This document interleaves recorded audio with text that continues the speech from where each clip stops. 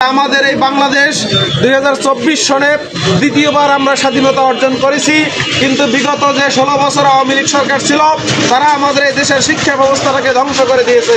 তারা এমন কিছু আজগুবি কারিকুলাম এনে তারা সারা বাংলাদেশের কোমলমতি শিক্ষার্থীদেরকে নাস্তিক বানানোর যে পায়তারা তারা করছিল, আমরা আল্লাহর দরবারে শুকরিয়া আদায় করেছি এবং আগামী দিনে শুকরিয়া আদায় করব যে আজকে এই ইসলাম বিরোধী একজন ফ্যাসিস্ট স্বৈরাচারী সরকারের পতন হয়েছে।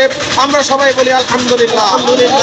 আমি সাথী বন্ধুগণ, আজকে আমাদের মূল চারটা দাবি যে শিক্ষার সুস্থ পরিবেশ ফিরিয়ে আনতে হবে।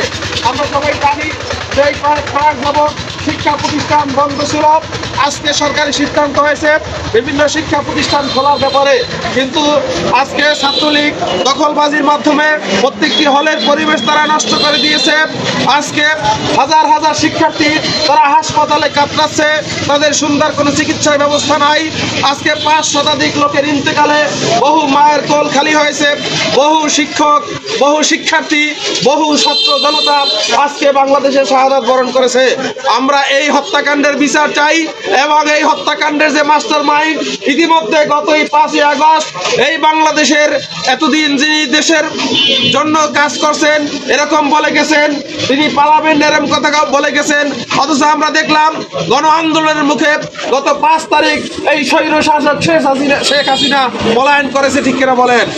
অতএব তার এই পলায়নের মধ্য দিয়ে যে আওয়ামী লীগের যে বর্বরতার যুগ, যে ফ্যাসিস্ট সরকার, যে স্বৈরতান্ত্রিক সরকারের পতন হয়েছে, কিন্তু তারা যে শিক্ষা ব্যবস্থাকে ধ্বংস করে দিয়ে গেছে সেটা কিন্তু এখন পর্যন্ত সুষ্ঠু কোনো সমাধান হয় নাই।